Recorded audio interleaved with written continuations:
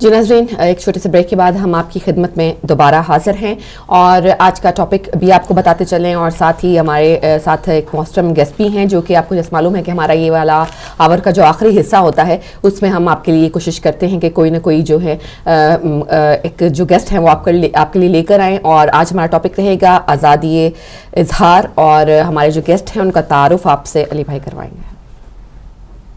بہت شکریہ سحر، اور ناظرین پروگرام کو اس کے فارمیٹ کے تحت لے کے آگے بڑھتے ہیں۔ اس وقت آزادی اظہار کے عنوان کے تحت جو شخصیت ہم نے آج ٹیلی فون لائن کے اوپر دعوت دی ہے، اب ہمارے ساتھ آن لائن گیسٹ ہیں۔ آپ کا ہم تعارف کراتے چلیں۔ ویسے آپ کی شخصیت کسی تعارف کی محتاج نہیں، صحافی حلقوں میں آپ سینئر صحافی جناب معصوم رضوی صاحب ہمارے ساتھ ہیں، آپ کو پروگرام میں خوش آمدید کہیں گے اور آپ کی خدمت میں سلام عرض کریں گے۔ السلام علیکم، بہت شکریہ۔ معصوم رضوی صاحب، بڑا ایک عرصے سے جب ہم دیکھ رہے تھے، ہم نے ایک مشرف صاحب کا دور دیکھا، پھر ہم نے پیپلز پارٹی کا بھی دور دیکھا، ہمیشہ یہ باتیں ہوتی تھیں کہ جناب جمہوریت مستحکم ہو جائے، جمہوریت کی جو ہے وہ کیلیں جو ہیں وہ صحیح سے زمین میں گڑ جائیں، ایک تناور درخت بن جائے تو آزادی اظہار پہ سے قدغن کبھی نہیں ہوگی اور اس پہ سے پابندیاں کبھی نہیں ہوں گی، یہ آمریت کے تحفے ہیں اور یہ ہے وہ ہے۔ حالانکہ ہم دیکھتے ہیں کہ جو آمریت کا ہی دور تھا جس میں مشرف صاحب کی حکومت تھی، ایک فوجی ایک ڈکٹیٹر کی حکومت جس کو یہ سب کہتے تھے، تو اس میں تو میڈیا کو آزاد کیا گیا، اور جب جمہوری حکومت آئی صاحب تو اس پہ ہر وہ بات جو آپ کو سننی ناگوار گزرے آپ وہ پروگرام بند کر دیتے ہیں، آپ وہ جو ہے وہ اپنے من پسند لوگوں سے جو ہے وہ اس کی آواز کو دبانے کی کوشش کرتے ہیں، حق کی آواز کو۔ تو یہ کس طرح کی جمہوری حکومت ہے؟ کیا فیوچر آپ ایک صحافی کا پاکستان میں دیکھتے ہیں کہ جب دل چاہے اس کو جو ہے وہ اس کی آواز خاموش کر دی جائے، اور اگر مکمل اس بیچارے کی آواز خاموش ہو جائے، کسی فرائض کی انجام دہی میں وہ مارا جائے، تو پھر نہ اس کے ادارے پوچھتے ہیں نہ حکومت پوچھتی ہے؟ تو یہ کیا مستقبل ہے صحافت کا پاکستان میں؟ جی مصطفیٰ، صورت حال تو کچھ ایسی ہے جیسے آپ نے بیان کی، لیکن میں یہ عرض کرنا چاہوں گا کہ جمہوریت ہو یا آمریت ہو، ایمانداری کی بات یہ ہے کہ ہمارے مزاج میں برداشت تو موجود ہی نہیں ہے۔ صحیح۔ آزادی اظہار اس وقت لاگو ہوتی ہے جب دوسرے کی بات سنی جائے۔ ہم عمومی معاشرے کی باتیں نہیں سنتے، تو جمہوریت پہ ہم اپنی جمہوریت بنا کے اس پہ عمل درآمد کرتے ہیں، اس سے آزادی اظہار کا کوئی تعلق نہیں ہے۔ آپ بالکل درست فرما رہے ہیں۔ پھر دیکھیں اس دور میں یہ نون لیگ کی حکومت جب بھی آتی ہے تو ان کو مسائل ہوتے ہیں اخبارات سے، ٹی وی چینل سے، صحافیوں سے، کیونکہ یہ پسند نہیں کرتے۔ پیپلز پارٹی کا دور، آپ پیپلز پارٹی کی لاکھ برائیاں کر سکتے ہیں، پیپلز پارٹی کے اختلاف رکھ سکتے ہیں، لیکن ایماندارانہ بات یہ ہے کہ پیپلز پارٹی اس معاملے میں خاصی روشن خیال ہے اور وہ قدغن نہیں لگاتی۔ وہ ناراضگی کا اظہار ضرور کرے گی، وہ یہ کرے گی کہ آپ کے پروگرام میں نہیں بیٹھے، لیکن وہ آپ کا پروگرام بند نہیں کرے گی، وہ کسی اینکرز کو سوئچ آف نہیں کرتے۔ مشرف نے ویسے آپ نے حوالہ دیا، بالکل درست بات ہے۔ آپ اس زمانے میں یہاں آج ٹی وی میں ہوا کرتے تھے ہمارے ساتھ، اور یہ مشرف صاحب کے ہی دین تھی کہ اتنے چینلز جو کھلے اور آزادی اظہار کا شوشہ یا علم بلند ہوا، تو یہ مشرف صاحب کا دور تھا۔ لیکن اب پیپلز پارٹی کا ایک دور گزر چکا، اب ہم نون لیگ کے دور میں ہیں۔ نون لیگ کے دور میں دو چیزیں چل رہی ہیں، لیکن دو چیزیں ہوتی ہیں جو آزادی اظہار کو متاثر کرتی ہیں۔ ایک تو یہ کہ آپ پابندی لگا دیں، آپ کسی کو روک دیں، یہ تو ایک علیحدہ چیز ہے۔ ایک یہ بھی ہوتا ہے کہ آپ ان چینلز کو، ان اخبارات کو اپنے اشتہارات کے جال میں ایسا جکڑ لیں کہ وہ آپ کی غلطیوں کی نشاندہی نہ کر پائیں۔ تو یہ دو طرح کی آزادی اظہار کی پابندی ہوتی ہے، یہ ایک طرفہ نہیں ہوتی۔ ایک تو ہمیں نظر آتی ہے کہ جو روکی جا رہی ہے، لیکن ایک رضاکارانہ بھی ہوتی ہے جس کو کہیں کہ جس میں چینل اور اخبارات شامل ہوتے ہیں جو اپنے بجٹس کا خیال کرتے ہیں، جو اپنے ریونیو کا خیال کرتے ہیں، اور وہ چیزیں سامنے نہیں لاتے جو کہ لائی جائے۔ میرا خیال تو یہ ہے۔ مگر ابھی جو آپ دیکھیں کہ ایک طرح سے میڈیا کو نون لیگ والے فیس نہیں کر رہے ہیں، جو کہ ایک پیناما لیگ کے اوپر بات اٹھ رہی ہے، ایک بہت سیریس ایشو ہے کہ بچے اغوا ہو رہے ہیں جناب۔ لیکن اب بہت سارے ایشوز ایسے اٹھا دیے گئے ہیں یا اٹھ گئے ہیں جس کی وجہ سے پیناما لیگز پیچھے جا رہی ہے، جس کے اوپر گرد پڑتی جا رہی ہے ان فائلوں پہ، اس پہ اتنی جم کے جو ہے وہ گفتگو نہیں ہو پا رہی ہے جتنی ہونی چاہیے تھی، اور وہ میڈیا ٹرائل نہیں ہو پا رہا جو ہونا چاہیے تھا۔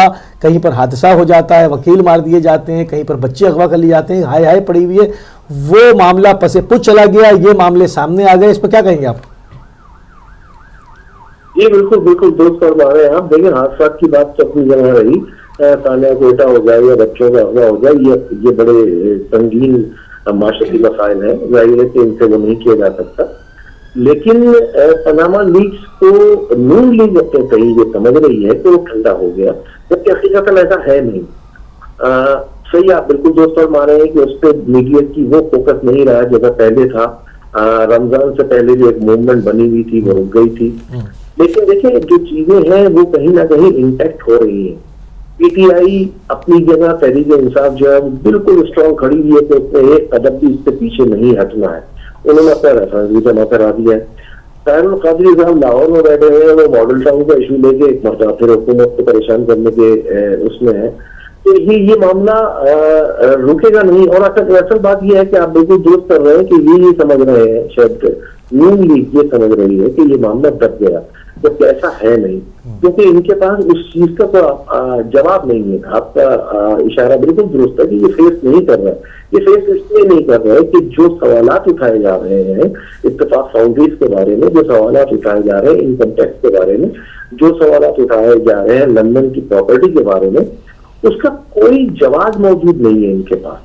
اور اگر جواز موجود ہے تو یہ سامنے آ کے دے دیں. اب تحریک انصاف کی اسٹریٹجی سوچنے میں یہ ہے کہ وہ چونکہ میڈیا پہ بہت زیادہ اس کو نہیں ہائی لائٹ ہو رہا, تو اور میڈیا پہ ایک بات میں آپ کو یہ بھی بتا دوں مصطفیٰ کہ میڈیا پہ خالی شور شرابہ ہی ہوتا ہے, عملی طور پہ تو کچھ نہیں ہوتا نا. نہ میڈیا کے ہاتھ میں کچھ نہیں کر سکے, عملی ایکشن تو کہیں اور ہوتے ہیں. انہوں نے تحریک انصاف نے اس کی حکمت عملی یہ بنائی ہے کہ اس نے نہ صرف پارلیمنٹ میں وہ ریزولوشن جمع کرا دیا ہے, الیکشن کمیشن میں وہ ریزولوشن جمع کرایا ہوا, اور سپریم کورٹ پہ جمع کرایا ہوا. تو یہ 3 جگہ جو ہے یہ قانونی اس نے اپنے تقاضے پورے کیے ہیں. تو اس کے بعد جو ہے اب ایک طرف وہ قانونی تقاضے چلیں گے, دوسری طرف یہ جو اپنی تحریک چلانے کے لیے راضی ہے, اور یہ پی ٹی آئی کا آج بھی اجلاس ہو رہا ہے, اس میں پاناما لیکس پہ اسٹریٹجی طے کر رہے ہیں. اصل میں جو خدشہ ہے نا تحریک انصاف کو, خدشہ یہ ہے کہ کہیں نہ کہیں کسی مرحلے سے پیپلز پارٹی ساتھ چھوڑ جائے گی. وہ سمجھتے ہیں کہ یہ ان کی مفاہمت یہ کو چل رہی ہے, تو وہ وہاں اس کو بھی وہ سیف گارڈ کر رہے ہیں. لیکن یہ معاملہ آپ کا اندازہ درست ہے کہ میڈیا کی طرف سے اس پہ ضرور ہٹ گئی ہے, لیکن یہ معاملہ ابھی ختم نہیں ہوا, اور یہ ختم نہیں ہوا, گلے میں اٹکا رہے گا. اچھا ایک چیز اور دیکھیں, یہ تمام جو باتیں ہیں جو پبلک کو اویئرنیس کی دے رہی ہیں, لوگوں کو اویئر کر رہی ہیں, اگر یہ ٹی وی پہ یہ شوز نہ ہوں, اس کے اوپر بات نہ ہو, صحافی نہ آئیں نہ بات کریں, ٹھیک ہے آپ نے کہا کہ صحافیوں کے ہاتھ میں کچھ نہیں ہوتا, ٹی وی چینلز کے ہاتھ میں, میڈیا کے ہاتھ میں وہ اتھارٹی نہیں ہے, کچھ کر نہیں سکتے, مگر ان کا کام, ان کی صحافت ہے یہی ذمہ داری کہ جو ہے وہ حق کی آواز اٹھانا, بلند کرنا, اور غلط بات کو غلط کہنا, صحیح کو صحیح کہنا, یہ ایک ذریعہ ہے, وہ اپنا کام کر رہے ہیں. مگر ہم دیکھتے ہیں کہ جب وہ صحافیانہ اپنی ذمہ داری ادا کرتے ہوئے بیچارہ مارا جاتا ہے, تو اس پر ہماری کیا لائن ہے, ہمارے اداروں کی طرف سے اس کے لیے کیا کفالت کا بندوبست کیا گیا ہے؟ کسی کے 4 بچے ہیں, کسی کے 5 بچے ہیں, کسی کی اس سے بڑی فیملی ہے, اس کو کس طرح سے وہ کور کرتے ہیں, حکومت کی پالیسیز کیا ہیں, یہ چیز واضح ہونی چاہیے کہ صحافی جب اتنی جان کی بازی لگائے ہوئے ہوتے ہیں, ہر جگہ آج کل کہیں پر بھی بم وہاں پھٹ سکتا ہے, ہر جگہ ہر ٹی وی چینل کا کیمرہ ہوتا ہے, ہر جگہ کا صحافی ہوتا ہے, تو ان کو اس چیز کی کون گارنٹی دے رہا ہے کہ ان کے پیچھے ان کی فیملی جو ہے وہ سفر نہیں کرے گی؟ اس بارے میں کیا اطلاعات ہیں, کیا معلومات ہیں آپ کے پاس؟ جی اس بارے میں میں یہ کہوں گا کہ ایسی کوئی گارنٹی موجود نہیں ہے. کوئی ادارہ پابند نہیں ہے کہ وہ ایسے صحافی کو جو ڈیوٹی کے دوران, فرائض کے دوران دہشت گردی کا نشانہ بنا ہو, ٹارگٹ کلنگ کا نشانہ بنا ہو, یا کسی حادثے کا شکار ہو گیا ہو, ان کے لیے کچھ کرے. بلکہ بہت سی آرگنائزیشن میں تو جو میڈیا آرگنائزیشن اتنی بڑی بڑی بنی ہوئی ہیں, جو ہم اصولوں کی بات کرتے ہیں, ہم عوام کو جگانے کی بات کرتے ہیں, لیکن ایمانداری کی بات یہ ہے کہ ہم اپنے صحافیوں کو ہی دفاع نہیں کر پاتے. دیکھیے ایک تو بات یہ ہے کہ انشورنس جو ہے وہ ہر جگہ لازمی ہوتی ہے. پہلی بات تو یہ کہ ہر جگہ انشورنس ہونی چاہیے. کچھ ادارے ایسے غریب ہیں جہاں انہوں نے امپلائز کے لیے انشورنس کا انتظام کیا ہے, لیکن 60% ادارے ایسے ہیں جہاں انشورنس کا سسٹم موجود ہی نہیں ہے. تو پہلی بیریئر تو ہو گئے. اب اگر خدا نہ خاصہ جیسے آپ نے کہا کہ جیسے ابھی ہمارا ساتھی شہزاد گیا, یا ڈان کا کیمرہ مین محمود گیا, یا اس سے پہلے ایکسپریس کے 4 لڑکے جو ہیں ان کو ٹارگٹ کے لیے مارا گیا, جیو کا بندہ مارا گیا, تو اس میں ایمانداری کی بات یہ ہے کہ ادارے اپنی خوشی سے دیتا ہے. अगर नहीं दे तो उसकी कोई पकड़ नहीं है। जबकि अगर उसूली तौर पर देखें तो जो इस तरह की सर्विसेज है, पुलिस का कोई आदमी मरता है तो उसका एक सैंक्शन अमाउंट होता है, वो उसका हक होता है। इदारा जो देता है वो तो आप मतलब एक खैरात है कि अगर दे तो दे, नहीं दे तो नहीं दे, आप उनके आगे हाथ फैलाते रहे। एक नौजवान अगर मर जाता है, 3 बच्चे हैं, तो उसके घर वाले जो है वो भीख मांगेंगे या कहीं से रोटी रोजी का इंतजाम करेंगे, खानदान तो उनका तबाह हो गया। इदारा चाहे तो दे चाहे ना दे, तो उस पर ऐसी कोई पाबंदी नहीं। अच्छा, अब हमारे जो अब यहाँ पर सवाल ये पैदा होता है रिजवी साहब कि जर्नलिस्ट जो दुनिया जहान की सारी खबरों पे बात करते हैं, एक एक इशू के ऊपर आवाज़ उठाते हैं और बाकायदा दुश्मनियाँ मोल ले लेते हैं, पर्सनल दुश्मनियाँ हो जाती हैं, मतलब कि हुकूमत बाइस हो जाती है, फलाने सहाफ़ी की जान को आ गई, तो ये सहाफ़ी सबसे पहले मिलकर अपनी फलाह बहबूद के लिए क्यों काम नहीं करते, क्यों ऐसी एक तंजीम लॉन्च नहीं करते कि जिसमें वही एक इस तरह से गवर्नमेंट को मजबूर करें कि वो इसके अंदर फंड दे। कोई सहाफ़ी मरता है तो ज़िंदगी भर जितनी वो सैलरी पर गया है, एटलीस्ट उसकी फैमिली को, बच्चे उसके बालिग होने तक वो अमाउंट, सर्टेन अमाउंट जाता रहे। ऐसा क्यों नहीं करते? सबसे पहले तो अपना काम करना चाहिए। आप एक इतने बड़े मुहाज पर एक दुश्मन के सामने आवाज़ उठा रहे हैं जिसमें पता नहीं कौन कौन सी क़ुव्वतें, गैर मुल्की क़ुव्वतें जो है वो पाकिस्तान को तबाह करने के दर पे हैं, आप उनके खिलाफ आवाज़ उठा रहे हैं और आपकी अपनी कोई गारंटी नहीं है। क्यों इधर तवज्जो क्यों नहीं है? जी बिल्कुल दुरुस्त फरमा रहे हैं। अगर मैं आपको बताऊं कि तंजीमें तो मौजूद है हर शहर में जो है वो यूनियन ऑफ जर्नलिस्ट होती है। मिसाल के तौर पर कराची में कराची यूनियन ऑफ जर्नलिस्ट है, पेशावर में पेशावर यूनियन ऑफ जर्नलिस्ट है, और ये तमाम मिलके एक PFUJ होती है जो इनको हेड करती है, जो विफाक समझ लीजिए कि विफाकी इदारा बन जाती है वो सहाफियों का, तो वो Pakistan federal of union journalist कहलाती है। ये तमाम यूजेस उसकी मेंबर होती है, स्ट्रक्चर मौजूद है। लेकिन अब जो आपने सवाल किया कि इस तरह की कोई चीज हो कि मिल रहा है, तो देखिए बात ये है कि वो आदमी जो PFUJ का अहदेदार है या वो आदमी जो KUJ का अहदेदार है, वो भी कहीं ना कहीं मुलाजिम है, किसी न किसी इदारे में मुलाजिम है। तो वो उस इदारे को डिक्टेट नहीं कर सकता कि भाई आप ये करें। ये काम हुकूमत का है। PFUJ आवाज उठा सकती है, KUJ आवाज उठा सकती है, KUJ और PFUJ अपने तौर पे जो जितनी मदद होती है वो भी करती है बल्कि, लेकिन ये उनके पास इतने अमाउंट नहीं होते कि जैसा आप कह रहे हैं। आप बिल्कुल दुरुस्त फरमा रहे हैं कि भाई उसकी तो सैलरी जो है वो जब तक उसके बच्चे जो है पढ़ लिख के अपने पैरों पर ना खड़े हो जाए उसकी सैलरी मिलनी चाहिए, लेकिन अनफॉर्चुनेटली ऐसा होता नहीं है, क्योंकि ये तो इदारे का फर्ज है कि इदारे को ये बाउंड किया जाए कि वो इदारा उसकी सैलरी देगा, क्योंकि वो उस इदारे के लिए काम करते हुए ऑन रोड दहशतगर्दी का निशाना बना या टारगेट किलिंग का निशाना बना या उसमें कोई दुश्मनी मोल दी। और यहाँ तो ये होता है कि इदारे से कारकुनों को निकाल के एक दिन में बाहर खड़ा कर देते हैं। मतलब चले इंडिविजुअली निकाले वो आप होता है, लेकिन एक दिन में मतलब अगर आप 100 बंदे निकाल देते हैं तो उनका कोई पूछने वाला नहीं होता। तो हमारे यहाँ ये जो सिस्टम है ये अब तक कई मायनों में इस पे कानूनी तौर पर काम ही नहीं हुआ है। और ये हुकूमत का फर्ज है कि जिस तरह से वो फौज में, रेंजर्स में, पुलिस में, सिविल एडमिनिस्ट्रेशन में जिस तरह सहूलतें हैं, तो कम अज कम साथियों को भी ये सहूलतें मिलना चाहिए, उसके लिए कानून साजी करनी चाहिए। जी मासूम रज़ी साहब, एक सवाल, चूँकि हम बात कर रहे हैं आज़ादी सहाफ़त की, तो आज़ादी सहाफ़त के जहाँ बहुत सारे पॉजिटिव पहलू हैं, वहाँ पर ये बात कि क्या जो फ्रीडम हमें सहाफ़त को हमारे मुल्क में मिली है, ख़ास तौर पर जिस तरह से बहुत चैनल्स निकला है, बहुत सारी अखबारात और हर किस्म की खबर जो है वो नशर की जा सकती है, उस पर तबसरे हो सकते हैं, तो क्या इसने येलो जर्नलिज्म को इजाफा हुआ है, फ़रोग़ मिला है, या इससे कमी आ गई है, शौर में इजाफा हुआ है सहाफ़ियों के भी और वो येलो जर्नलिज्म से पीछे हट गए हैं? नहीं, ऐसा नहीं है। अनफॉर्चुनेटली देखिए जो बात सच है वो कहनी चाहिए। इस वक्त अगर मैं कहूँगा तो मेरा तर्जीह तो ये है कि येलो जर्नलिज्म भी बढ़ा है। जिस तरह से सहाफत बढ़ी है, जिस तरह से चीजों की पकड़ बढ़ी है, येलो जर्नलिज्म भी बढ़ा है। लेकिन देखिए अगर अभी पाकिस्तान का जो है वो ये समझ लीजिए कि 10 साल हुए हैं मीडिया को, इलेक्ट्रॉनिक मीडिया को आए हुए, तो ये टीजिंग प्रॉब्लम्स हैं, ये रास्ता जाएंगे ये एकदम से। अभी तो एक मादर किधर आया की है कि मतलब हर तरह की खबर भी आ रही है। अब मिसाल के तौर पे अगर कोई आदमी ये खबर देता है कि जी फला चीफ जस्टिस जो है उसके बेटे ने ये किया और उसने इतनी रिश्वत ली, तो भाई उसका प्रूफ भी देना पड़ेगा ना आपको। ये तो नहीं है कि आप किसी की भी पगड़ी उछाल दे मीडिया पे बैठ के। इस तरह के वाकयात में है, लेकिन खुशाइन बात यह है कि ऐसे वाकयात पकड़ में आ रहे हैं, लोग फीवर भी पकड़ कर रहे हैं, चैनल भी कर रहे हैं और इदारे भी कर रहे हैं। تو اس سے فرق یہ پڑ رہا ہے کہ جو ایسا کام کرتا ہے وہ بہت زیادہ اس سے بچ نہیں پاتا ہے. لیکن یس میں ایڈمٹ کروں گا کہ یلو جرنلزم جو ہے وہ ابھی ختم نہیں ہوا. یعنی جس کو پاکستان میں لفافہ جرنلسٹ کہتے ہیں کہ ایک مخصوص جی ہے نا ایک مخصوص اصطلاح. وہ تو مصطفیٰ آپ کے علی مصطفیٰ آپ کے دور میں لفافہ ہوتا تھا. اب تو لفافہ بہت چھوٹی چیز ہوئی ہے. اب تو پلاٹ وغیرہ ملتے ہیں. لفافہ تو معمولی سی بات ہے.